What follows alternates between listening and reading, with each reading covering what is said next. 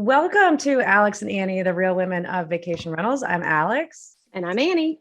And we are joined today with Mr. Steve Milo, who is the president and founder of Vtrips.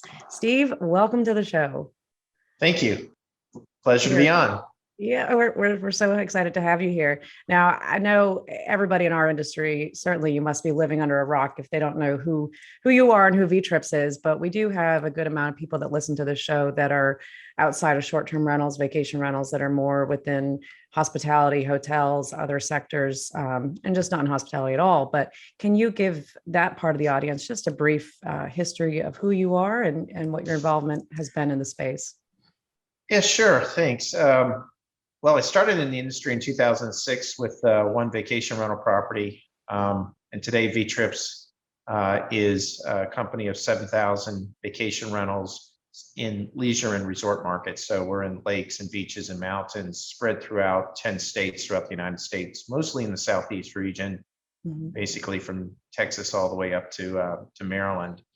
And, we do traditional vacation rental management, full service, with an emphasis on keeping the regional brands in each market, which is a little different than some of the companies that have done a larger kind of roll-up strategy.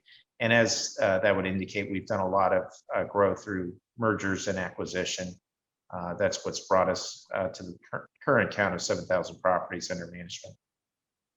That's really, really impressive, Stephen. I've kind of watched your progression. I think Alex and I both watched you grow from that small, located off the coast of Florida, or located on the coast of Florida company, to now just all over the place in the Southeast. And so I kind of wanted to start there.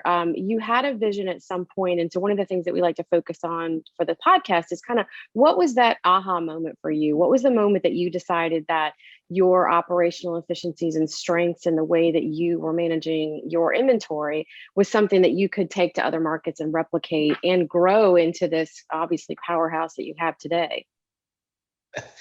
Well, I would not tell anyone that this was planned. I would say it was opportunistic.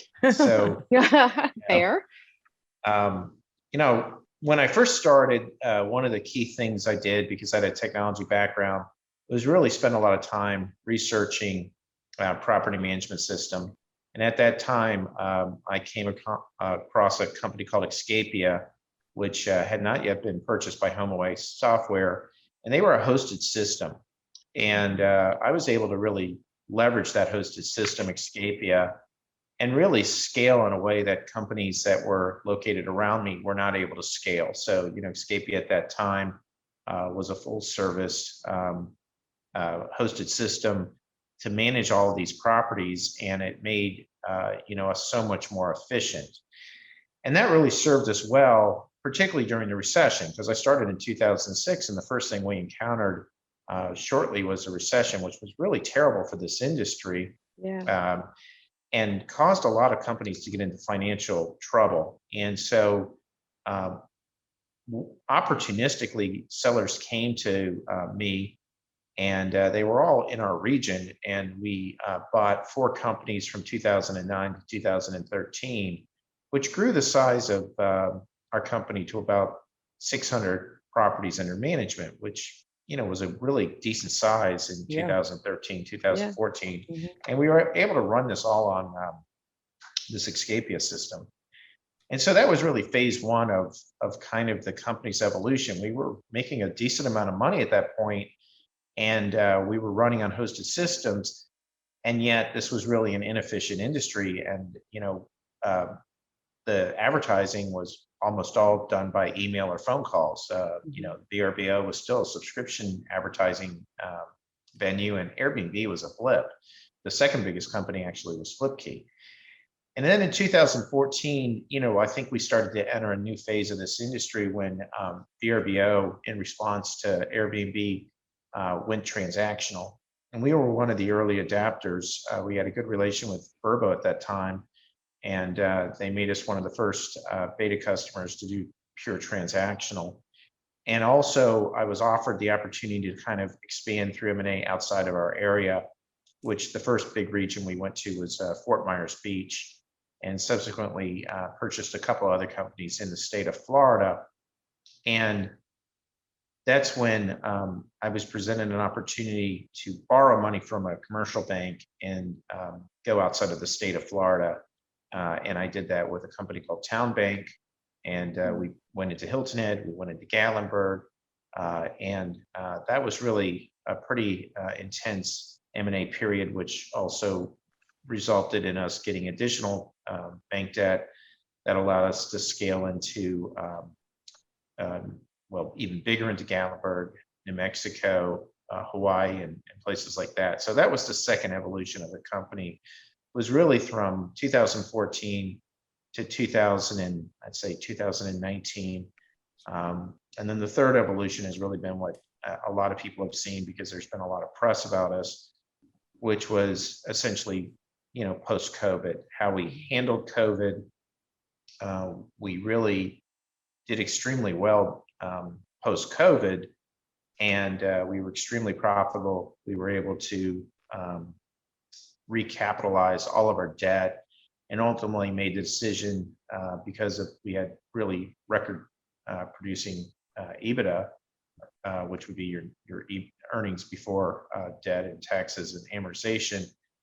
We were able to get a minority investment, and we were able to tie that into a round of private capital, which allowed us to really get a huge amount of capital. It was reported $250 million. And that's allowed us to go on the current expansion wave, which, we bought TaylorMade up in Deep Creek, Southern Vacation Rentals along the Panhandle, Tybee Vacation Rentals, Carolina Retreat, and a couple companies in Galveston and Texas, Silver Sand and Kitty, and then a couple other smaller companies. We've bought 10 companies really in the last 6 months. So it's been a phenomenal amount of growth. And so that's really a lot of the recent publicity has been.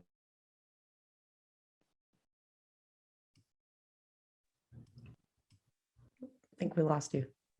Sorry. There we go. Okay. It's okay. So anyhow, that's kind of where we've come to at this point. Yeah. Wow. So that's exciting, and you have been on tear the last 6 months. So just to kind of touch on, you had said that it wasn't methodical, it was more opportunistic. Do you feel like the last 6 months since you've gotten that capital investment, that $250 million, I'm assuming that it's been more methodical since then than it was previous? Yeah, I mean, it was opportunistic to take a round of minority capital when we did. We just thought this was the chance to do it and to do it right. And we can kind of talk about the difference of our capital round versus others who have done this in this industry. But we tied it in with corporate debt. And then, we were very calculated where we went with our M&A purchases. We really focused in on the southeast area of the country. We avoided going too far, kind of learned some lessons from the last round of expansion, where we went into Hawaii and some other places that were much more difficult to manage just due to the proximity. Yep.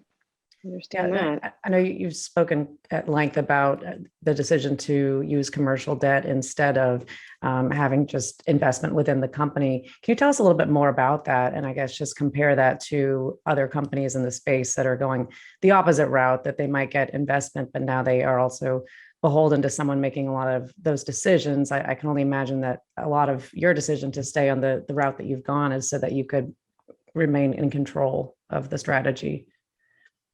Yes, that's been the big one, right? So I've been steadfast of wanting to have control of the company and be able to steer the company. And so that has meant, I've been much more disciplined in running a company that was profitable. And by running a company that's profitable, you are able to borrow debt. And typically you can borrow debt anywhere from 3 to 5 times your profit, particularly once you get to a certain size. And so, we did that, and we built a track record of managing debt as well over the last 7 years. And, that's allowed us to not have to give up equity. So, that was really, really important to me. and to the employees of the company and the shareholders was limiting our dilution. Other companies have not been profitable, and so they're totally dependent on bringing in equity, and that means a lot of dilution. And in the case of both Turnkey and Vacasa, basically, the founders there eventually lost control of the company. The board of directors were controlled by PE or venture capitalists, and I think some of the things that we saw over the past couple of years with those companies as a result of the founder owners not really having control, them being controlled by venture capitalists who have their own agenda. Right. You also talked about, when you were expanding the company, that was during the recession. What do you think now, heading into 2023, that we, are essentially going to be going into another recession? What do you think that is going to, how will that play out for companies like Vacasa? I mean, when they're already not profitable, but to now go into a time when it's going to be much more hard for them to operate that way. What does the future say for them? Well, almost every company that's public, particularly companies that are in the area of discretionary spending, which vacation rentals are a part of, are going to see some form of reduction, whether it's occupancy or ADR. That's our rates, and that's going to affect the revenue. So unless Vacasa is also making corrections on their expenses, they're going to start to miss their numbers. And those numbers were forecasted in their public filings. And as a public company, once you start to miss your forecast, you've got real problems with your shareholders and potential shareholders that are looking to invest. So, it's not a good time to be in the public markets for most companies, because a lot of them are going to have to reforecast downward due to what I also believe is a recession. And it's probably worse than a recession because it's really stagflation, which is a combination of an economy that's in a recession, but prices that are continuing to go up. So it's going to be a very, very difficult time, particularly over the next 12 to 18 months for companies, particularly companies that are public.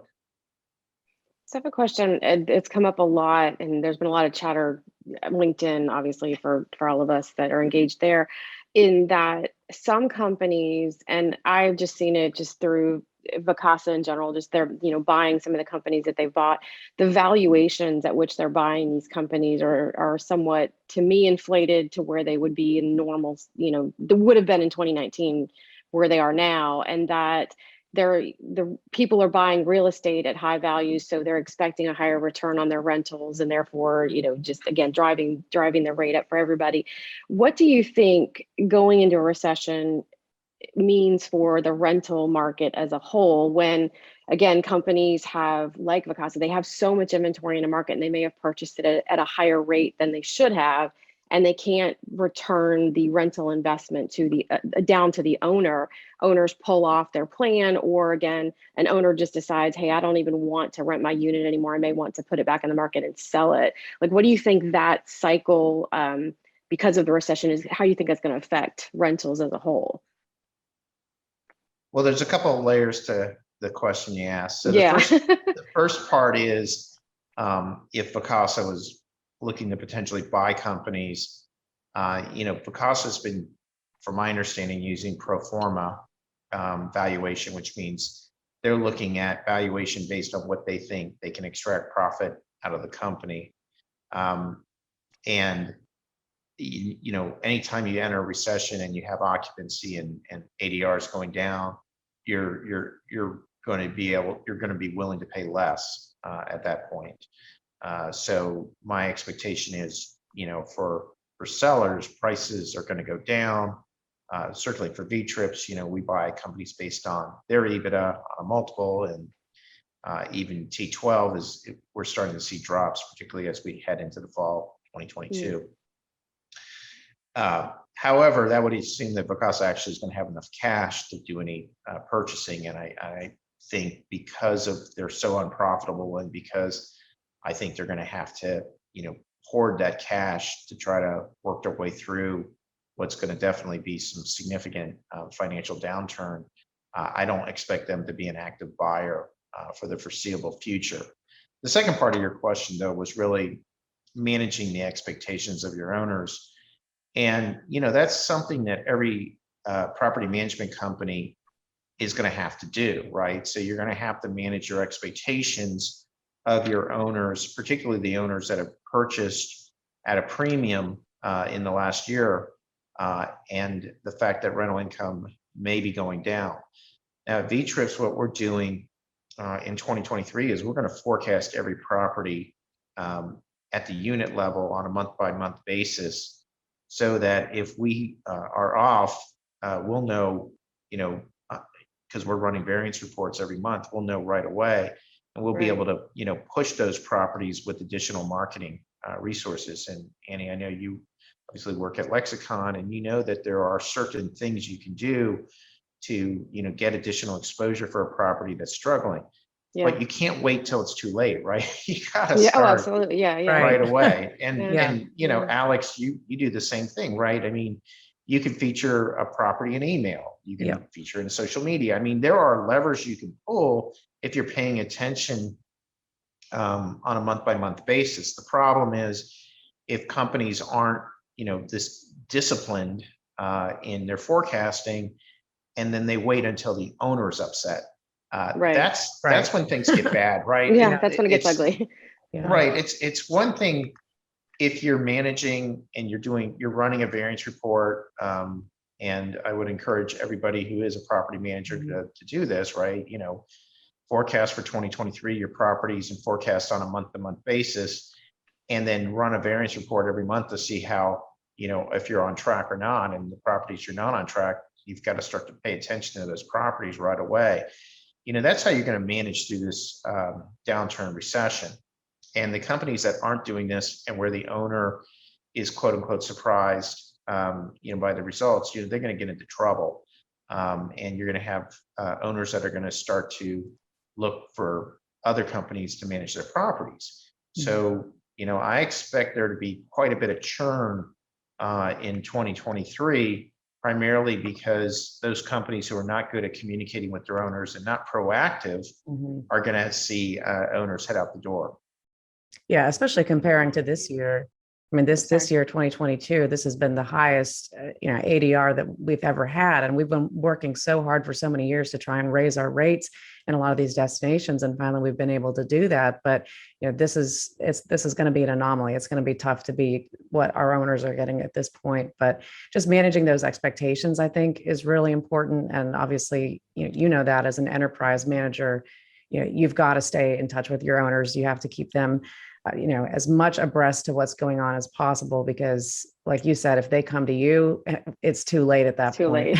So managing and staying ahead of it's important. One other thing I wanted to ask about too, on the technology side, there's a discussion just recently on LinkedIn between Matt Renner from Track and talking about Vacasa and how they've spent $40 to $50 million a year on their tech, and how that's really just driving their profits to the ground. But you made the decision and took a very thoughtful process to make that decision to go with Track and to not build your own system, to really make sure that you bought the system that was going to work for the long term of Vtrips.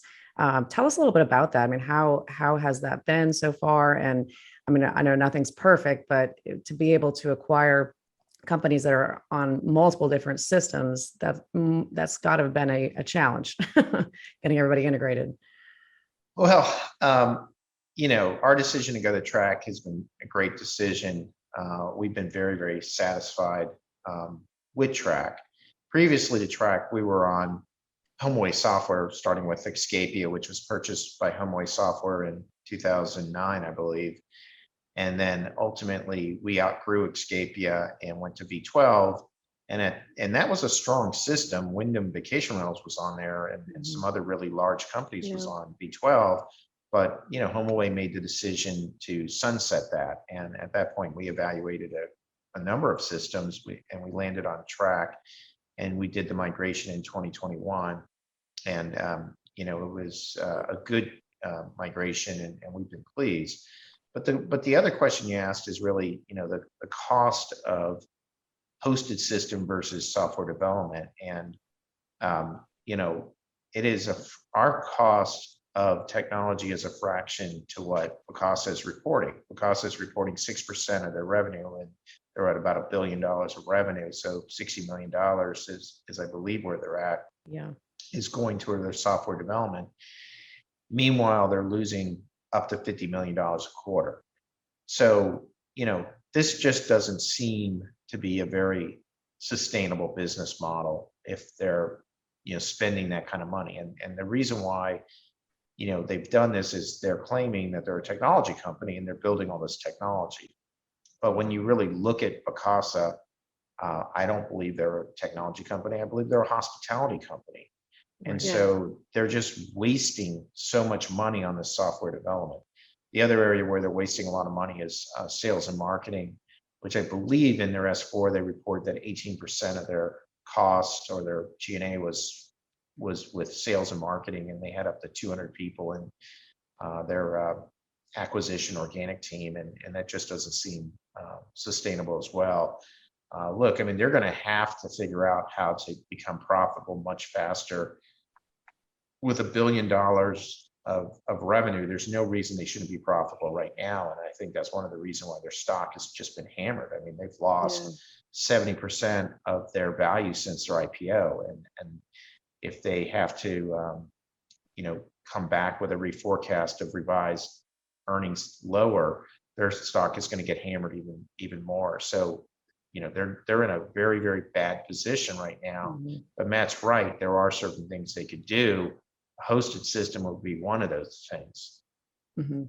Yeah, and sales and marketing for them has primarily been based on just business development to get more owners and to purchase properties and companies. So different than, what the percentage of what we spend on that side of things versus our regular brand marketing is minimal. But that's always been something that's just stood out to me too, is that they've never really promoted. They've gotten more into it, I think, this year than they ever have. There's been some TV commercials, and I've actually seen a couple local billboards here. But it's not to the extent that many of us have been doing for years, and I think that that's catching up with them. That the general public does not know Vacasa. I mean, I think they would know. Yes, 10 people, they probably know Vtrips or Condo World as much as they know Vacasa. Yeah.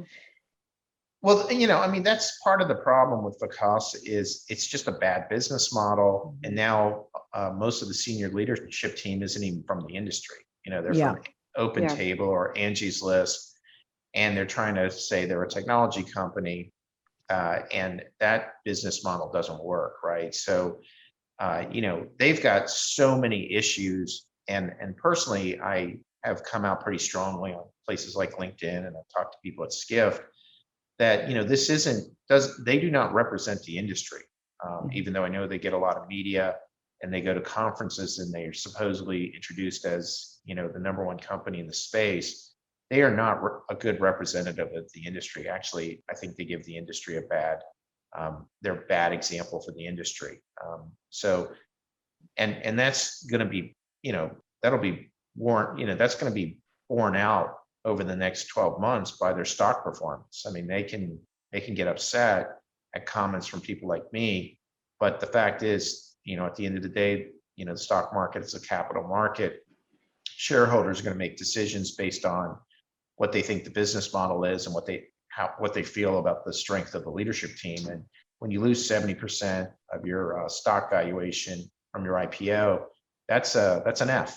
And that's a failure. And, there's a chance they could run out of cash and potentially go bankrupt if they don't figure out how to turn their company around. And, I'm old enough to have seen Resort Quest, and Resort Quest got into this exact cycle. Resort Quest was a publicly traded company back in the late 90s through the 2000s. And, their technology expense was way over what they should have. They couldn't manage their churn. They had a lot of leadership churn, and ultimately they got into such a financial strait that they ended up selling to Gaylord, and then Gaylord ended up selling to Wyndham. And it would look to me like that's the direction Vacasa is going to go. Vacasa is going to end up having to sell to somebody because they're not going to end up being a viable publicly traded company. Mm-hmm. I wanted to touch on something you said, and we've been talking about a lot with other guests, in that, what Vtrips is doing is when you buy a company, you bought a lot of some legacy brands in some of these markets that are well established, and that you retain the staffing, you retain the brand. And that's one of the things that has been, I think, a worry for some of us in the industry, and watching what, again, a Vacasa or a Turnkey or any of these have done, where they've gone in and they're managing from 30,000 feet and they don't have the local footprint, or they're not engaged in the local market. And I think that that's eroded their value proposition in terms of being able to grow organically their rental pool, their rental portfolio. Because again, to Alex's point, people don't know who they are. But to come to Panama City Beach, you purchase the Resort Collection. They're a well-established, property management group in this market, and they have some of the marquee, resorts. So if somebody comes in the market, they already know that that's a management company that they want to work with. So what do you feel, for you, why did you put such a value on? Did you understand that going in?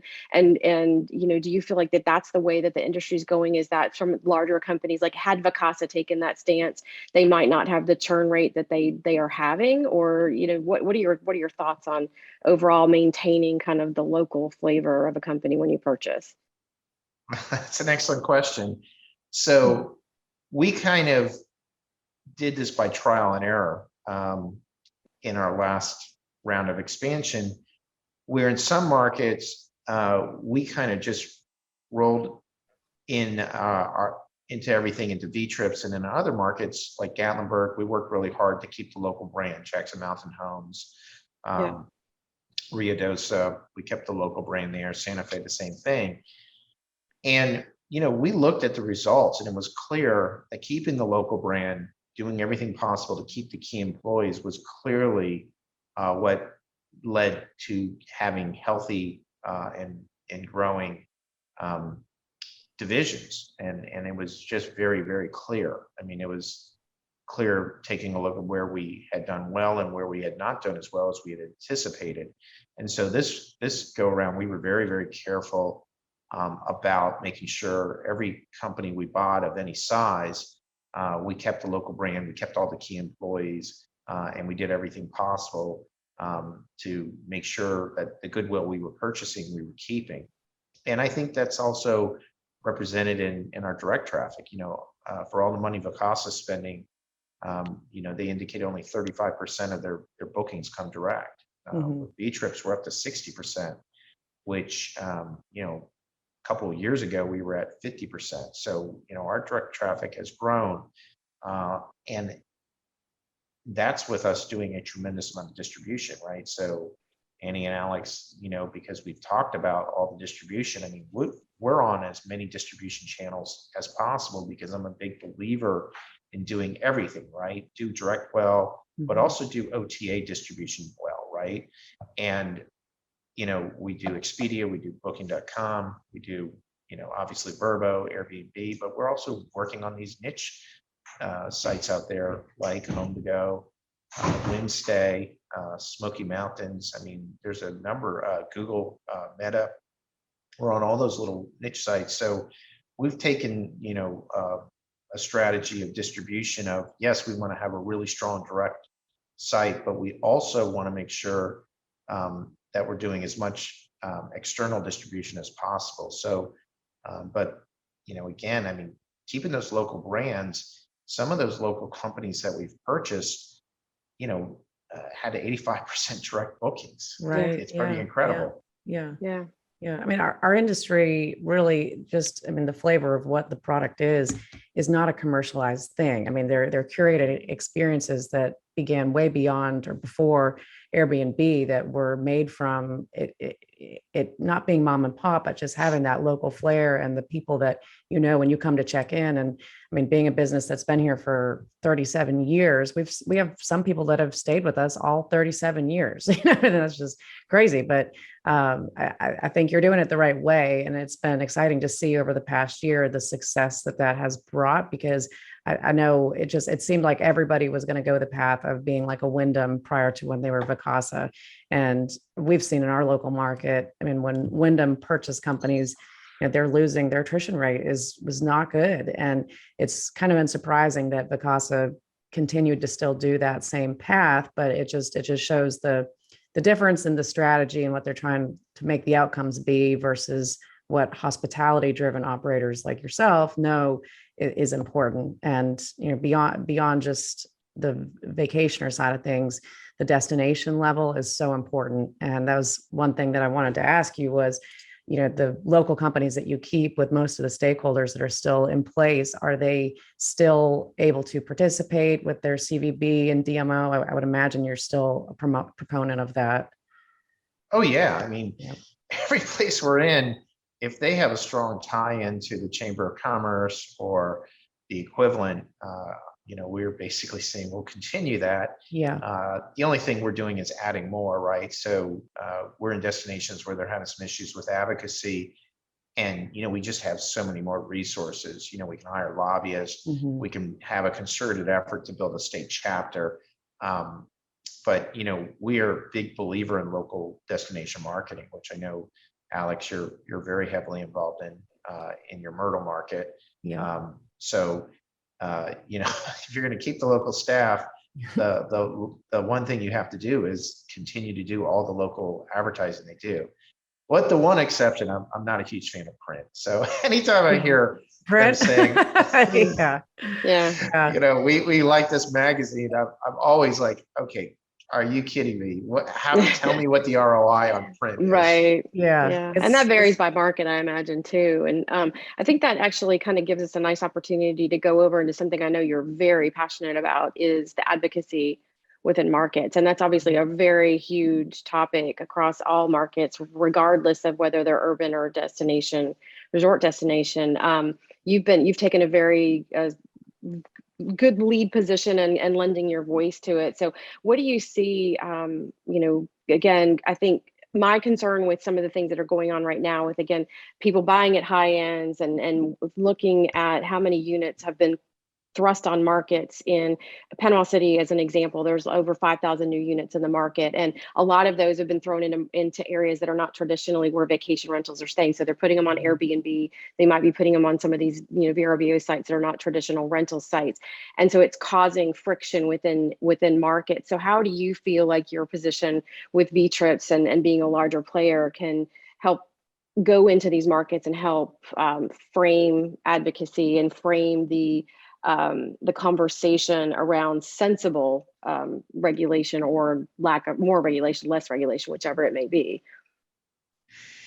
Yeah, that's a great question. And, that's where I spend a lot of my time right now, is putting resources into the industry for advocacy. And I'm really frustrated with some of the companies who've come in, some being purchased by, private equity companies who are spending no money on advocacy. So, there was a podcaster in Colorado who was purchased by a company, and they have not spent a dime on advocacy. And that's just a bad look. And, there's a handful of other companies who talk a good game, and I know who they are because I raise money for the advocacy fund, and they don't show up at events. They don't put any money in. And, this is the worst thing possible for our industry, is companies coming in from the outside and not even being willing to put money into advocacy. And that, to me, signals that they're in here for a short-term flip, because if they're not willing to invest in advocacy, then that tells me they're not serious long-term about our industry. So Vtrips is committed to $500,000 this year on advocacy. And the way we've done it is really kind of a twofold strategy. The first is being very, very active and involved in VRMA, the Vacation Rental Manager Association. And, Tiffany Edwards and I started the advocacy fund a couple of years ago. And this year, Miller Hawkins, the president of VRMA, is now the chairman. And we've already met our goal of $500,000. And this is something that in 2019, we started with a $150,000 goal. So we've tripled our goal in just 4 years. And that's with a pandemic in the middle of this. And the VRMA has been really great about handling things like white papers, economic impact studies, fair market housing studies, and assisting target areas with resources. And that is something that a national organization can do. And I know both Annie and Alex, you guys have been involved in advocacy, and you understand how critical it is at the national level. But then you also have to do it on the local level. Right. Yeah. And Absolutely. so that's the boots on the ground, right? And so the way I've done this is with Vtrips is I've used our size and the respect I have within the industry, and quite a number of people know me, to form state chapters and to hire lobbyists, and not just to hire them for 1 year, but to hire them continuously, and to set up a political action committee where we can raise money. Mhm. And we've done that in the state of Florida, and we've done this in Texas, and we're starting one in Georgia. And this is, to me, goes hand in hand with the national organization. And in the state of Florida, we're talking to politicians as property managers, not OTAs, because OTAs have their own agenda, and sometimes their agenda is at odds with what professional property managers want. Right. And we are willing to do compromise. I mean, we don't like these bad apples that are operating in neighborhoods that are really not meant for vacation rentals. And we've been more than willing to have discussions of, look, we're here for the long run. Let's work together. And I think some of the stuff that's happening recently in the media about Airbnb is showing a bit of a tipping point, that people are really frustrated with how Airbnb has, in some cases, encouraged their hosts to go into neighborhoods that were never meant for vacation rentals. And what the argument is that they are buying up affordable housing. Right. And this is a real problem if we get painted with this brush. Yeah. So we've spent time with political leaders, Speaker of the House, Speaker of the Senate. We even met with Governor DeSantis just to make sure he was clear that professional property managers have a different agenda than Airbnb, and that we're not a San Francisco-based company. Actually, Vtrips is based right in Florida, and we want to do stuff that works within the framework of communities that live here. People that live here full time. Yeah, that's a really good point. And I think something that's misunderstood. I had somebody recently ask me if, or just say, actually I didn't even ask, but that Verbo, all that they want to do is just push the legislation that makes it so that any property can be rentable. And I don't think that's Verbo. I mean, maybe Airbnb wants that certainly more than Verbo would, but I think it seems like we've made a lot of progress with Verbo, with Expedia, with that side of the business, to understand that we've got to maintain the business that is supposed to be vacation rentals, short-term rentals, and protect the regular land. I mean, my gosh, the housing issues this is going to cause is really serious for destinations and for the real estate economy in general. One question I also wanted to ask you about Governor DeSantis. I know you made great strides with him during COVID at a time when there was, again, more miscommunication that Florida was opened after the lockdowns, but that vacation rentals could not open to visitors. And you and Tiffany and some of the others down in the Panhandle led the charge to talk to him and get him to understand. But I feel like that's a good example for other states to replicate. And I know in Florida, you have the statewide ban, or that makes it that they can't ban vacation rentals. Do you feel like other states should be pushing for that same thing through their local VRMA chapters and advocacy efforts? Well, I mean, I think it's situational. I think there's certain states where the political environment is right, where preemption of vacation rentals to the state makes sense, right? Because hotels are regulated by the state, bed and breakfasts are regulated by the state, timeshare are regulated by the state. And I think that is something where certain states like Texas or Georgia, certainly Florida, Alabama, Tennessee, I think we can have success there. That means compromise, right? And sometimes the OTAs don't want to compromise anything. Verification is one of the things that the OTAs don't like because, it holds them accountable for verifying, sales tax and bed tax and et cetera. And the OTAs would like to have no verification at all. And that's part of why Airbnb right now is having so many issues. And hopefully Expedia is paying attention. I know that there's somewhat of a disconnect because Expedia is such a huge corporation between leadership and, in some cases what's happening politically, but I hope they're paying attention to all of the terrible social media that's happening right now with Airbnb because it is out of control. So they're going to have to be reasonable. They're going to have to work with property managers like Vtrips and work with us on common sense reform so that we don't get zoned away. The other thing is really the national organization. Alex has to do a better job on media. And I know there's been a lot of talk. There's always a lot of talk at the VRMA about what else they're going to do other than advocacy and education. But I think it's really time the VRMA to spend money on educating the industry that we are not Airbnb. I am so tired of people calling us an Airbnb.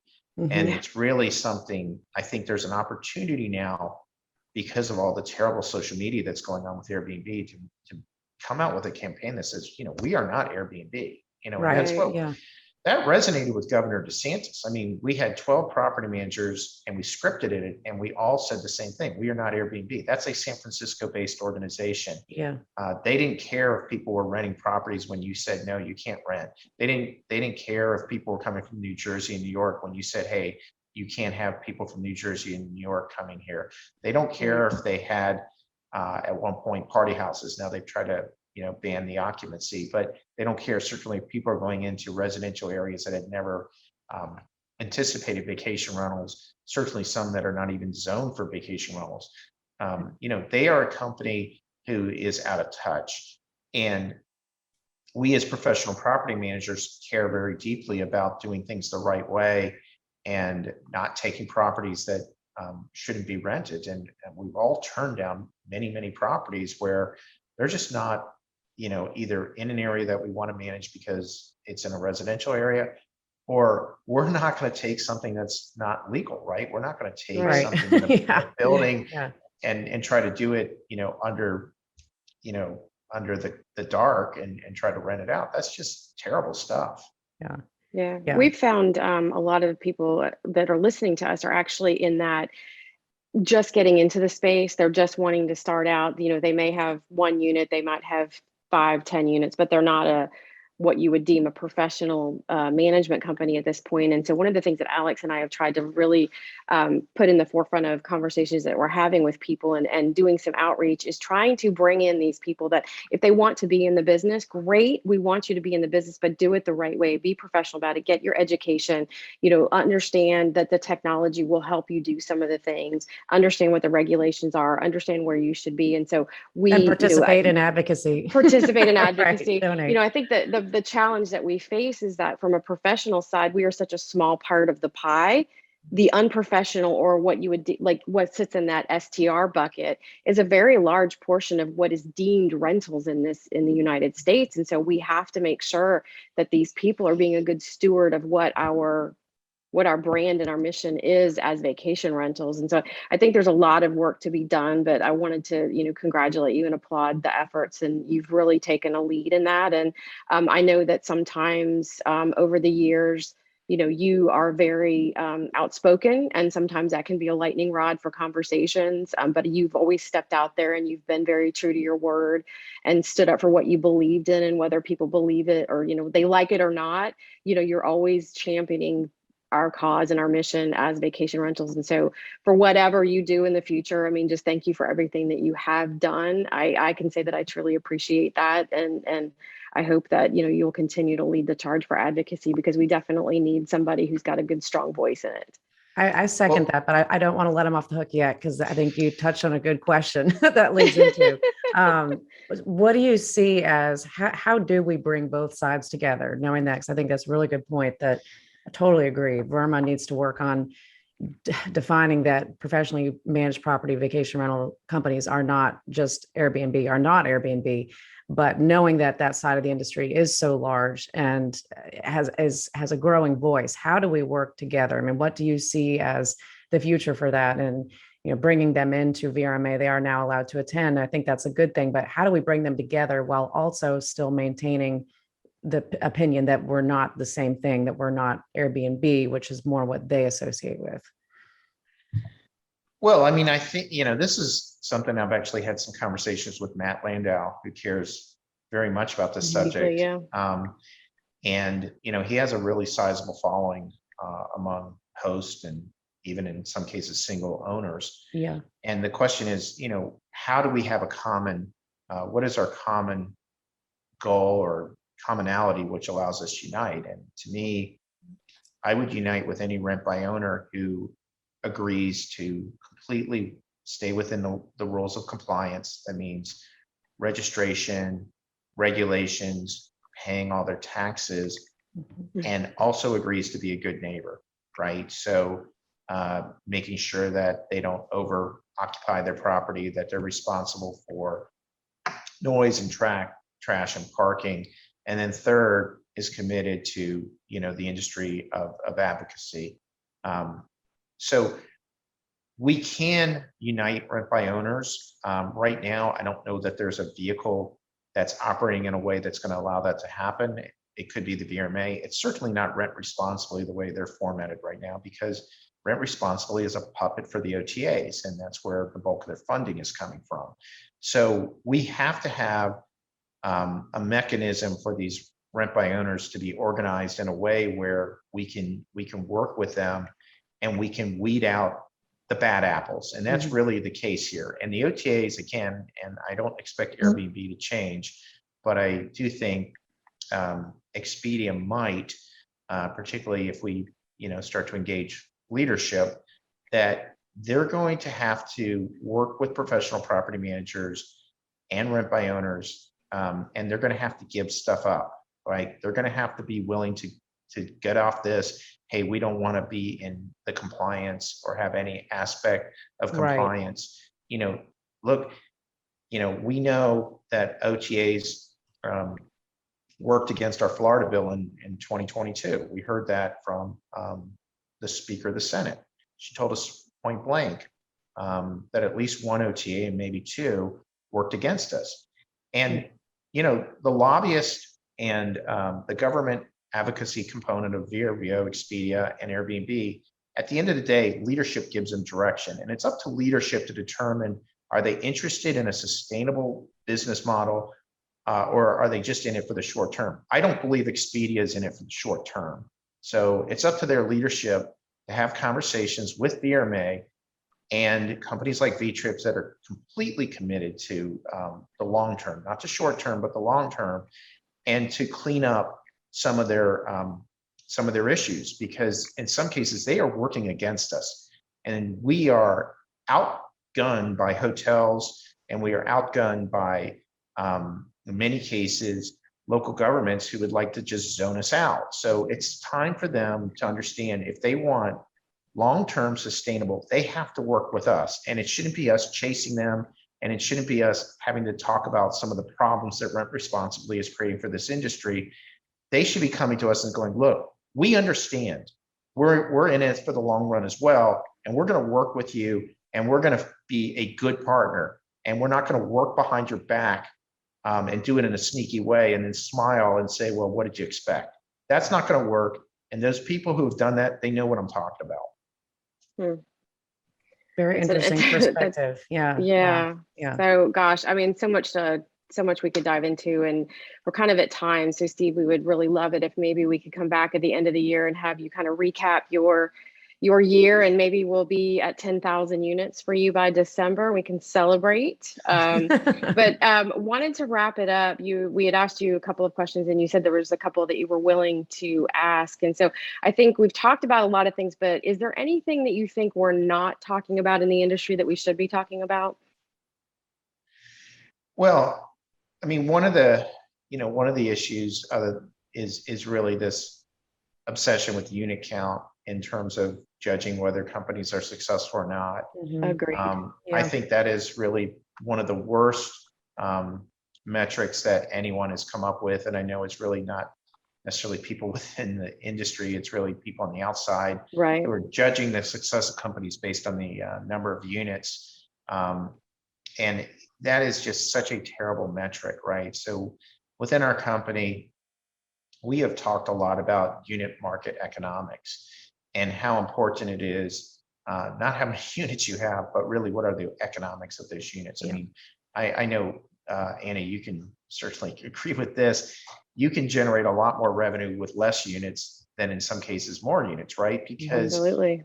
right, you know, we know which units are producing really great revenue, and in some cases, which units are not generating revenue and actually pulling down our review scores. Yeah. And a company like Vtrips, you know, right now, unfortunately, the way we're measured by some of these OTAs is by the entirety of our company. So, you know, we have, you know, as a, you know, all of our units are bucketed, and so we don't want units that bring down our, you know, our entire Q score. And so we're, you know, working really hard on those review scores to get rid of those units that weigh us down. And, you know, and by bringing in better units, that helps. But I think that's really, you know, the key issue here is to start to educate and talk within this industry about how important not just unit growth is, but, you know, actual what produces revenue. And that really leads back to the professionalization of it and maintaining that professionalization of it, because if you've got units that aren't performing and the homeowners won't update them and there's just issues, for us as professionally managed companies to keep them, it's leading to bad reviews, bad guest experience. And if we're really being the ones that are trying to lead the charge on, you know, where the face of the industry goes and how that does continue to be professionalized with standards, we have to do that. And I think you're spot on. And that's always the advice that we give other companies that ask about it too, that it's not about inventory count. It's about looking at your margins, looking at profitability, and you can definitely make more money with less units. So it's a bit of a myth that's going on in the narrative there and some of the other sides of it. But Steve, this has been wonderful and enlightening, and we truly appreciate the time. And I think some of your points on what Verma's role can be going forward are well taken, and hopefully we can work with them and support you and the Advocacy Fund and everybody, because we all are in this together. I know it's corny. We're used to we hear it all the time, but it is the truth. But thank you for everything that you do for the industry, and certainly for your support of us. And we will talk to you soon. Thank you. Thanks, Steve. Thanks, Steve.